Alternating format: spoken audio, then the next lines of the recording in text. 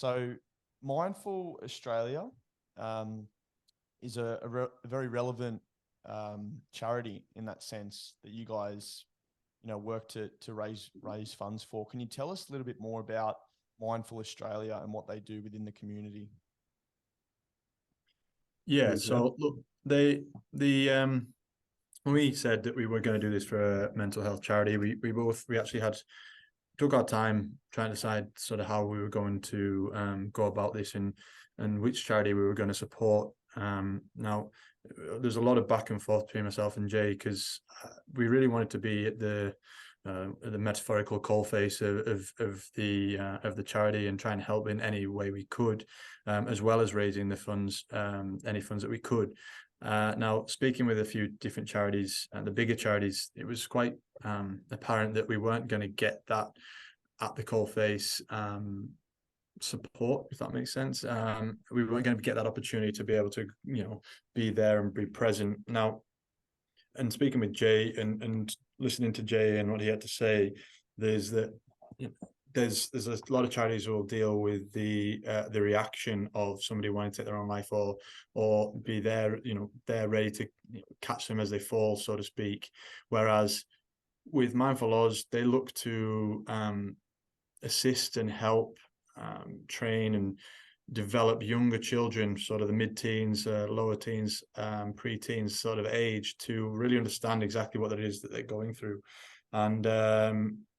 really sort of give them the skills to be able to go through life and through that sort of early teens age and understand what's going on. Not only that, but also give it to their parents, this training and the skills for their parents to help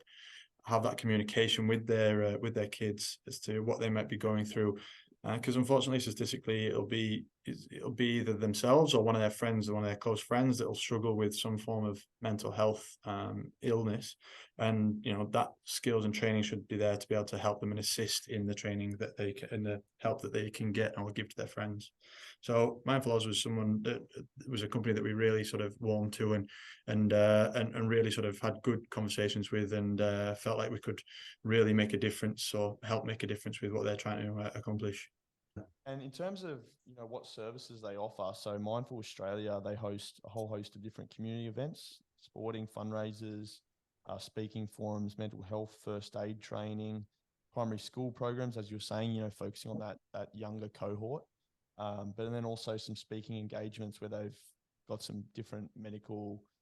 professionals and those particularly qualified in the mental health space to run different workshops in behavioral health and coping strategies for diverse environments. They also have apparel, merchandise, workshops, and other programs, and they also host another podcast. So what we can do is I'll pop the podcast that they host in the show notes too, so that anyone that's listening to this podcast that wants to find out a little bit more about what they do, or anyone else who's going through similar struggles with their own mental health.